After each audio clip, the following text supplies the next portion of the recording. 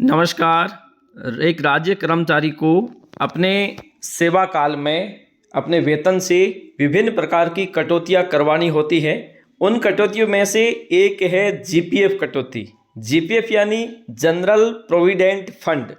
जब राजस्थान में ओपीएस व्यवस्था लागू की गई तो उसके साथ ही जो पूर्व में एनपीएस कटौती एक राज्य सरकार के कर्मचारी से होती थी, उसे बंद करते हुए जीपीएफ कटौती को शुरू किया गया। तो आज हम इस वीडियो में समझेंगे कि जीपीएफ क्या होता है और जीपीएफ का फ़ायदा क्या है एक राज्य सरकार के कर्मचारी को उसकी कटौती में, और राज्य सरकार की ओर से जीपीएफ पर कितना ब्याज दिया जाता है और ब्याज की गणना कैसे होती है। और इसके साथ साथ ये भी समझेंगे कि जीपीएफ ओवरऑल क्या फ़ायदेमंद है हमारे लिए, या फिर जो सेवानिवृत्ति के समय हमें जीपीएफ का क्या फ़ायदा मिलता है। संपूर्ण चर्चा हम इस वीडियो के माध्यम से करेंगे। तो चलिए शुरू करते हैं। सबसे पहले जीपीएफ है क्या। जीपीएफ की फुल फॉर्म होती है जनरल प्रोविडेंट फंड, यानी कि सामान्य भविष्य निधि। एक प्रकार से निधि है जो एक राज्य सरकार का कर्मचारी अपने संपूर्ण सेवा काल में प्रति माह उसे संचित करता है सैलरी के माध्यम से। वो एक कटौती है जो प्रति माह वेतन से कटौती की जाती है, और इसका निर्धारण एक राज्य सरकार के कर्मचारी की बेसिक पर होता है। इसकी अधिकतम सीमा कोई निर्धारित नहीं है, न्यूनतम सीमा मूल वेतन के आधार पर निर्धारित की गई है।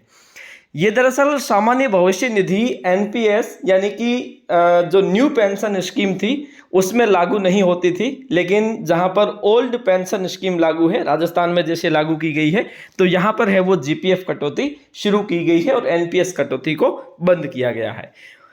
और इसका ब्याज दर वर्तमान में 7.1% है वार्षिकी, और समय समय पर इसमें परिवर्तन होता रहता है जो सरकार द्वारा तिमाही या 4 माह के आधार पर इसका निर्धारण किया जाता है। अब जीपीएफ कटौती जब आप करवाते हैं तो एक राज्य सरकार के कर्मचारी को क्या फायदा होता है, क्योंकि इससे पहले एनपीएस यानी न्यू पेंशन स्कीम थी, इसके अंतर्गत 10% जो हिस्सा है वो आप अपने वेतन से कटाते थे और उतना ही हिस्सा सरकार की ओर से आपके खाते में डाला जाता था, लेकिन वो पूर्णतः शेयर मार्केट पर आधारित था। और इसमें अंततः जब आपके पेंशन का निर्धारण होता था तो उस समय समस्या आती थी। लेकिन इस समय इससे फ़ायदा ये है, एक तो अच्छी ब्याज दर मिल जाती है, 7.1% वर्तमान में चल रही है, और इसके साथ साथ जब आप सेवानिवृत्त होंगे तो उस समय आपको एक निश्चित अमाउंट जितना आपने कटाया है इसके साथ साथ ब्याज सहित आपको लौटा दिया जाता है। इसके साथ साथ आपको सेवा काल के दौरान लोन की सुविधा भी दी जाती है।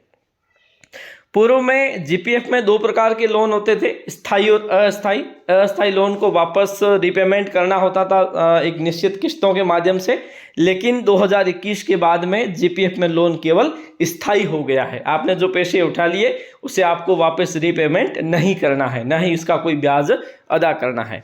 अगर कोई कर्मचारी जिसकी सेवा काल में मृत्यु हो जाए और जीपीएफ कर्मचारी है तो ऐसी स्थिति में उन्हें जीपीएफ की वो सारी राशि जो उन्होंने कटौती करवाई है ब्याज सहित उनके परिवार को लौटा दी जाती है।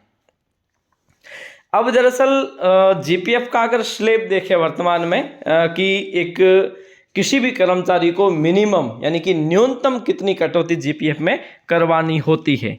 अगर हम देखें बेसिक के आधार पर, मूल वेतन अगर किसी का 23,100 है उतने तक है तो ऐसी स्थिति में 1,450 से मिनिमम उसे कटाने होंगे, और मैक्सिमम इसकी कोई सीमा निर्धारित नहीं है।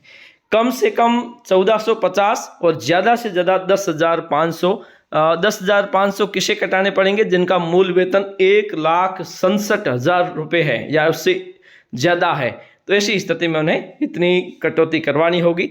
ये है वो न्यूनतम है, इतनी तो कटौती करवानी ही है। और एक राज्य सरकार का कर्मचारी अधिकतम कितनी कटा सकता है, जितनी सैलरी है उसमें जितनी वो बचत कर सकता है अपनी सुविधा के अनुसार उतनी कटौती इसमें करवाई जा सकती है, और न्यूनतम रूप में बेसिक के आधार पर जो निर्धारित है उतनी कटौती करवानी अनिवार्य है। तो जीपीएफ सामान्य रूप से ओपीएस यानी ओल्ड पेंशन स्कीम के अंतर्गत दी जाने वाली एक महत्वपूर्ण योजना है, जिसमें राज्य सरकार का कर्मचारी प्रति माह अपनी सैलरी से कुछ कटौती करवाता है और उसमें लोन की सुविधा भी लेता है और सेवानिवृत्ति के समय ब्याज सहित राशि भी लेता है। आज के लिए इतना ही, धन्यवाद।